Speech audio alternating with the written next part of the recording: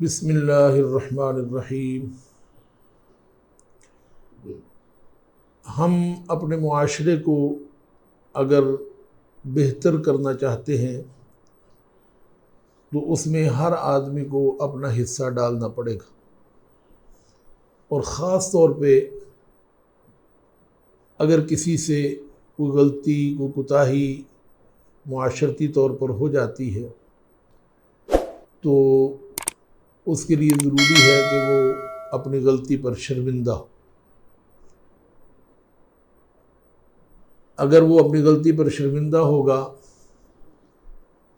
تو اللہ رب العزت اس کی غلطی کا احساس اس کے دل میں پیدا کر دیں گے، اور نتیجتاً وہ آئندہ غلطی سے بچ جائے گا، معاشرے میں وہ شرمساری سے بھی بچ جائے گا، اور معاشرہ بھی خوبصورت ہو جائے گا۔ ہم ایک مشہور تابعی ہیں حضرت سیدنا کعب احبار رضی اللہ تعالیٰ عنہ، وہ فرماتے ہیں کہ بنی اسرائیل کے 2 آدمی عبادت گاہ کی طرف چلے۔ ایک تو عبادت گاہ میں داخل ہو گیا، مگر دوسرا آدمی اس کے دل پر خوف خدا طاری ہو گیا، اور وہ باہر ہی بیٹھ گیا اور کہنے لگا، میں گناہگار اس قابل کہاں جو اپنا گندا وجود لے کر اللہ پاک کے گھر میں داخل ہو سکوں۔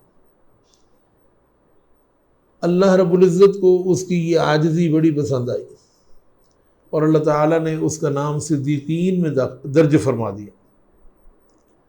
اب یہ دیکھیں کہ صدیق کا جو درجہ ہے یہ ولی اور شہید سے بھی بڑا۔ یہ ہے شرمندگی کا فائدہ۔ آج ہم بھی اللہ رب العزت کے گھر میں داخل ہوتے ہیں،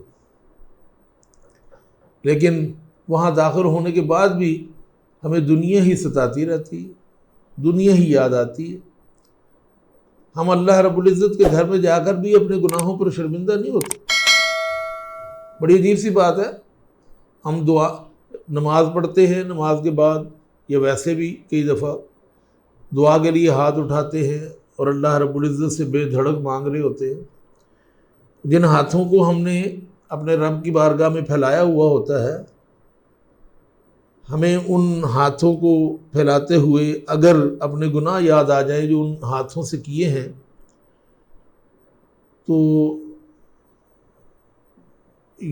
یہ بڑی عجیب بات ہوگی کہ جب انسان کو اپنے گناہ یاد آ جائے اور پھر وہی ہاتھ وہ اپنے رب کے سامنے پھیلائے ہوئے ہو، تو یقیناً وہ اللہ رب العزت کی رحمت سے مایوس نہیں ہے، اس لیے پھیلا دیے ہیں کہ مولا کریم، یہ گناہ گار ہاتھ جن کے ساتھ سارا دن میں گناہ کرتا ہوں اب تیری بارگاہ میں پھیلا دیے ہیں، تو کریم ہے، مہربان ہے، کرم فرما دے، ہمارے گناہ معاف فرما دے۔ لیکن ہم ہاتھ بھی پھیلاتے ہیں، اس کے باوجود اپنے گناہ بھی یاد ہوتے ہیں، لیکن ہمیں شرمندگی نہیں ہوتی، ندامت نہیں ہوتی۔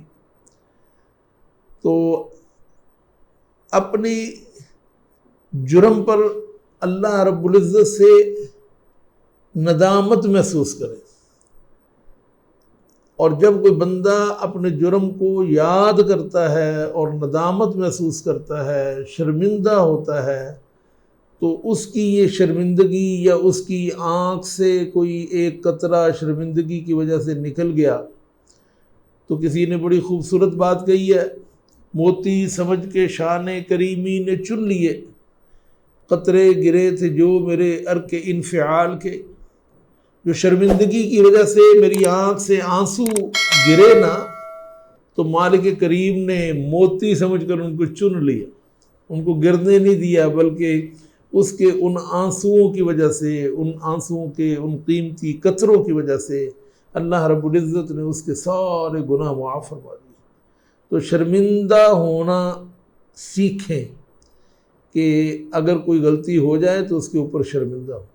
ہم نے وہ پڑھا ہوا ہے اور آپ نے سنا بھی ہوگا، حضرت آدم علیہ السلام اپنے گناہ پر شرمندہ تھے، اور اسی شرمندگی کی وجہ سے وہ آسمان کی طرف آنکھ بھی نہیں اٹھاتے تھے۔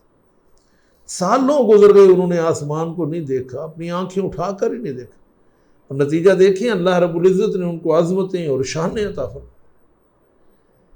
تو آپ بھی اگر یہ چاہتے ہیں کہ مالک کریم آپ کو عزتیں دے، شانیں دے، عظمتیں عطا فرمائے، تو غلطی کر کے اس کے سامنے شرمندہ ہو جائیں، اکڑیں مت،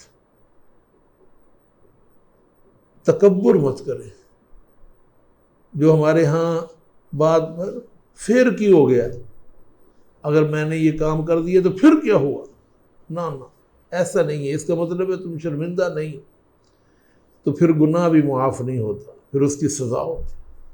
اس سزا سے اگر بچنا ہے تو پھر اپنے گناہ پر نادم ہونا سیکھے۔ جس نے بھی یہ کام کر لیا اس کو اللہ رب العزت اپنے خاص بندوں کو، جیسے میں نے آپ کو ایک روایت سنائی کہ صدیقیت کے درجے پر اللہ رب العزت فائز کر دیتا ہے جو اپنے گناہ پر شرمندہ ہوتا ہے، تو اس سے بڑا اور کیا درجہ ہو سکتا ہے؟ حضرت سیدنا ابو بکر صدیق رضی اللہ تعالیٰ عنہ انبیاء کے بعد سب سے افضل ہیں، کہ آپ سب سے بڑے صدیق ہیں۔